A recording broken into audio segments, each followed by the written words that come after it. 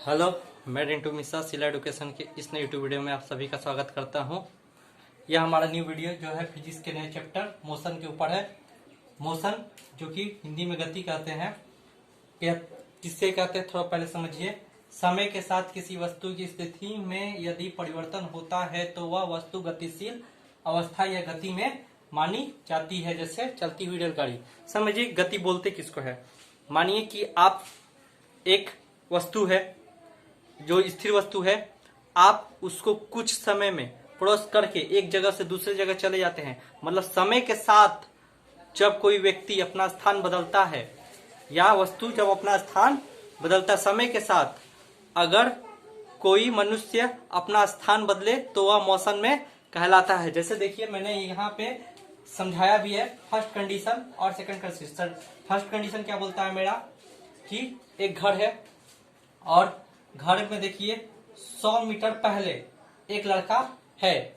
दूसरे कंडीशन मैंने क्या दिखाया है, 20 सेकंड बाद वह 100 मीटर की दूरी को कवर कर लेता है। मतलब समय के साथ उसने अपनी स्थिति बदली।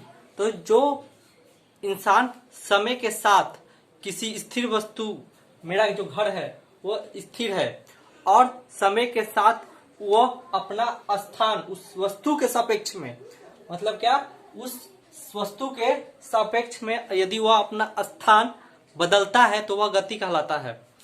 तो आपको समझ में आया होगा क्या गति क्या कहलाता है। तो गति वह वस्तु है यदि हम समय के सापेक्ष किसी स्थिर वस्तु के सापेक्ष में अपना स्थान बदलते हैं समय के साथ, तो वही गति कहलाता है। आपको यह पिक्चर देख के समझ आ गया होगा। अब गति के प्रकार पे आते हैं। गति दो प्रकार के होते हैं, एक परम गति, एक सापेक्ष गति। अब परम गति किसको कहते हैं, जिसको एब्सोल्यूट मोशन कहा जाता है। कहा जाता है कि अंतरिक्ष में यदि स्थिर वस्तु, अंतरिक्ष में यदि कोई स्थिर वस्तु है और उसके सापेक्ष में आप समय के साथ अपना स्थान बदलते हैं, उसके सापेक्ष में आप समय के साथ अपना स्थान बदलते हैं, तो परम गति मानी जाती है, जो संभव नहीं है। क्योंकि अब आपका अंतरिक्ष में किसी वस्तु का स्थिर रहने पे आप अपना स्थान बदल रहे हैं, ये संभव नहीं होता है। तो ये जो एब्सोल्यूट परम गति होती है उसको असंभव गति भी कही जाती है। मतलब ये असंभव मानी जाती है। अब आती है दूसरी सापेक्ष मोशन। सापेक्ष मोशन मेरा वही मोशन है जो मैंने आपको समझाया। सापेक्ष गति वही गति है कि कोई स्थिर वस्तु के सापेक्ष में आप अपना स्थान समय के साथ बदलते हैं, तो वह सापेक्ष गति कहलाता है, जो हमने आपको यहाँ पे भी समझाया। तो सापेक्ष गति में भी, अब गति में भी सापेक्ष गति के भी कई प्रकार होते हैं। जैसे रेखीय गति, आप एक गति कर रहे हैं और सीधे रास्ते पे गति कर रहे हैं, तो उसको रेखीय मोशन। वृत्तीय मोशन क्या कहा जाता है कि आप एक कोई वस्तु है और इसी वस्तु आप उसके गोल गोल घूम रहे हैं, तो उसको बोला जाता है वृत्तीय गति। एक कंपनिक गति होती है। कंपनिक गति क्या कहलाती है, जिसको वाइब्रेशन मोशन कहा जाता है। वो समझिए, जब वस्तु वाइब्रेट होती है, वाइब्रेट की गति से दूसरे वस्तु पे गति ला दे, तो वाइब्रेशन मोशन। दोलन गति आपने देखा होगा कभी, एक सूते में आप ईंट को बांधकर लटकाते हैं, वह एक स्थान से दूसरे स्थान पे आगे पीछे की ओर करती है। जो घड़ी आप देखते हैं टन वाली घड़ी, उसमें आपने देखा होगा वही होती है दोलन गति। आगे पीछे एक पॉइंट के सापेक्ष में आगे पीछे जो गति होती है उसको दोलन गति कहते हैं। और स्थानांतरण गति, एक वस्तु से दूसरे वस्तु में जो गति ट्रांसफर हो, एक वस्तु से दूसरे वस्तु, एक पदार्थ से दूसरे पदार्थ में जब वस्तु ट्रांसफर हो मोशन, तो उसको ट्रांसलेशन मोशन या स्थानांतरण गति कहा जाता है। तो आपको समझ में आ गया होगा गति क्या है, गति के प्रकार और गति कैसी गति होती है। अब बढ़ते हैं गति में आगे की ओर। अब बढ़ते हैं आपका गति के समीकरण की ओर। गति के समीकरण बढ़ने के पहले देखिए मैंने कुछ पॉइंटें लिखी है, उनको समझाऊंगा। उसके बाद गति की समीकरण की ओर बढ़ेंगे। पहले ये समझते हैं दूरी और विस्थापन। दूरी और विस्थापन दोनों तो दूरी है, पर अंतर क्या है इनको समझना जरूरी है।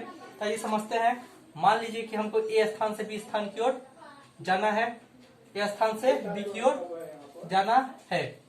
अब ए से बी की ओर हम जब जाएंगे तो कुछ दूरी हमको तय करना है। मान लीजिए इस दूरी को हम घूमते फिरते हुए यहाँ पे बी स्थान तक हम कंप्लीट किए इस दूरी को, तो ये हुआ हमारा दूरी। पर विस्थापन क्या होता है कि ए से बी की ओर न्यूनतम दूरी, कम दूरी मतलब न्यूनतम दूरी मतलब कम दूरी, ए से बी की ओर जाने वाली सबसे कम दूरी को विस्थापन कहते हैं। अब ए से बी की ओर जाने वाली सबसे कम दूरी को विस्थापन कहते हैं। तो आप समझिए कि मेरा कहना क्या चाहता है कि यहाँ पे आपको क्या समझ में आया कि आपको कम दूरी तय करने के लिए आपको एक दिशा होना चाहिए कि इस रास्ते से मैं जाऊंगा तो कम दूरी तय करूंगा। तो यही होता है अंतर दोनों दूरी में। मतलब क्या, यह सबसे कम दूरी ए से बी तक पहुंचने के लिए, और ये घूमते फिरते जैसे भी उस स्थान पे पहुंच गया। तो ये हुआ मेरा दूरी। और सबसे विस्थापन मेरा क्या हुआ कि ए से बी की ओर जाने वाली सबसे कम दूरी। तो जब आपको एक रास्ता पता है जो सबसे कम दूरी तय करेगा, तो वहां आपको क्या पता है, दिशा, आपको उस दिशा में जाना पड़ेगा। तो यहां से मेरा क्या मिला, यहां से हमको मिला कि यह एक, यहाँ पे मेरा मान तो है, दूरी तो कुछ है 10 किलोमीटर और 5 किलोमीटर दूरी तो मिला हमको दूरी के साथ, पर हमको दिशा नहीं मिला। हमको बस बी स्थान तक पहुंचना था, हम दाएं बाएं मुड़ते मुड़ते चले गए। पर बी स्थान पे क्या मिला कि हमको कम दूरी तय करना। तो दाएं से बाएं कैसे जाएंगे कि हमको कम दूरी तय करना। तो यहाँ 5 किलोमीटर फिक्स तो मिला, उसके साथ एक दिशा भी मिला कि हमको इसी दिशा में जाने पर कम दूरी तय करना पड़ेगा। तो दूरी का आपका दोनों डिफिनेशन पता से क्या पता चला कि ये एक स्केलर क्वांटिटी है और ये एक वेक्टर क्वांटिटी है। मतलब क्या, यह सदिश राशि है और ये एक अदिश राशि है। मतलब क्या, इसमें आपका यह अदिश राशि है और ये एक सदिश राशि है। कहने का तात्पर्य यह है कि आपको समझाया भी गया था कि ऐसी राशि जिसमें दिशा ना हो, जिसका मान तो हो पर वो अदिश राशि कहलाता है। और ऐसी राशि जिसमें दिशा के साथ मान भी हो, तो यहाँ पे दिशा भी है और मान भी है, तो वो क्या होता है, वेक्टर क्वांटिटी। तो इस तरह से आपको समझ में आया कि दोनों दूरी में अंतर क्या है। अब चाल क्या होता है, दूरी बटा समय। मतलब क्या, इसमें भी दिशा नहीं है, मतलब ये भी क्या है, मेरी अदिश राशि है। जबकि वेग क्या है, मेरी विस्थापन की वेग है, मतलब विस्थापन बटा समय है। तो मतलब इसमें क्या दिशा है, तो ये क्या है, मेरी वेक्टर क्वांटिटी मतलब सदिश राशि है। तो आपको समझ में आया कि चाल और वेग में भी अंतर, और आपको ये भी समझ में होगा सदिश में भी अंतर समझ आ गया होगा आपको कि सदिश राशि और अदिश राशि जो एग्जाम में पूछ दिए जाते हैं कि कौन सी सदिश राशि अदिश राशि, ये भी मैंने आपको समझा दिया।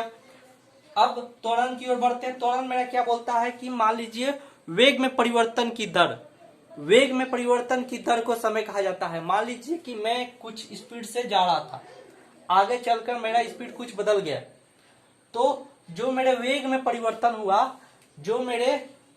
परिवर्तन हुआ उसको हम कहते हैं त्वरण। तो देखिए यहाँ पे लिखा है v2 माइनस v1/t, अंतिम वेग, जिस वेग से मैं अभी फिलहाल जा रहा हूं, प्रारंभिक वेग जो मेरा पहले का वेग था, और जो समय में मैंने यह वेग चेंज किया उसको क्या हुआ, ये मेरा त्वरण निकल जाता है।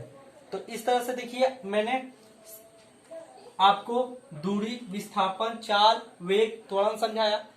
कौन सी राशि है, सदिश राशि की अदिश राशि, ये भी समझाया।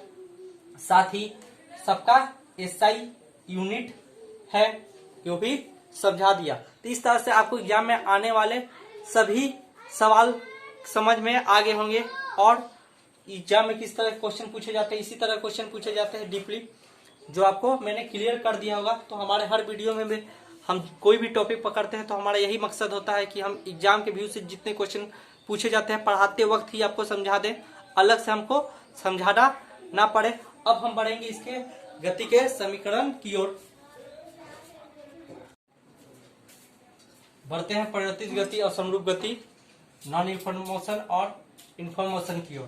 तो आप यहाँ पे दो ग्राफ दे रहे एग्जाम में, ग्राफ से भी जो सवाल पूछे जाते हैं वो सवाल कैसे आप समझिए। मान लीजिए कि आपका समय और यहाँ पे समय और यहाँ पे आपका विस्थापन, यहाँ पे आपका क्या दे दे विस्थापन, यहाँ भी समय और विस्थापन, समय और विस्थापन का ग्राफ दे दे। तो देखिए अगर समय बदल रहा है पर उसका दूरी अनियमित तरीका से बदले, मतलब कभी उसका बदलने का दर सेम ना हो, तो वो हमारा कहता है परिवर्तित गति पर समय और गति बराबर अंतराल पे बराबर बराबर बदले। जैसे देखिए हमारा 10 सेकंड में 10 मीटर, 20 की जगह 20, 30 की जगह 30, मतलब एक नियमित तरीका से बदले, तो हमारा कहता है समरूप गति। और विस्थापन और परिवर्तित गति क्या कहलाता है कि उसका बदलने का कोई दर सेम ना हो। कभी 5 सेकंड में हमने 5 मीटर का दूरी तय किया तो अगले 5 सेकंड में हमने 10 मीटर का दूरी तय किया, मतलब हमारा जो गति तय करने का, मतलब जो दूरी तय करने का हमारा समय के साथ जो हो वो कभी सेम मैच ना करे, तो होता है परिवर्तित गति। और अगर हमने 5 सेकंड में 10 मीटर की दूरी की, अगले 5 सेकंड में फिर हमने 10 मीटर दूरी तय की, फिर अगले 5 मिनट में 10 सेकंड की दूरी तय की, तो इस तरह से 10 मीटर की दूरी तय की थी। इस तरह से अगर आपका समय का अंतराल भी सेम रहे और दूरी का भी अंतराल सेम रहे तो आपका समरूप गति कहलाता है। यही ग्राफ आपका वेग त्वरण के ग्राफ में भी बदल जाता है। अगर इस ग्राफ में विस्थापन की जगह आप वेग कर दें, विस्थापन की जगह पे आप वेग कर देने पे आपका यही ग्राफ, ठीक यही ग्राफ आपका तो यहाँ पे त्वरण में बदल जाएगा समरूप, यही ग्राफ आपका त्वरण में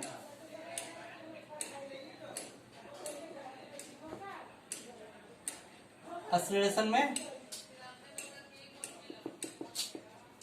बदल जाएगा। मतलब क्या उस वक्त क्या हो जाएगा कि आपका निश्चित समय में निश्चित वेग हो तो आपका समरूप त्वरण, और निश्चित समय में निश्चित वेग ना हो तो परिवर्तित त्वरण। तो आपको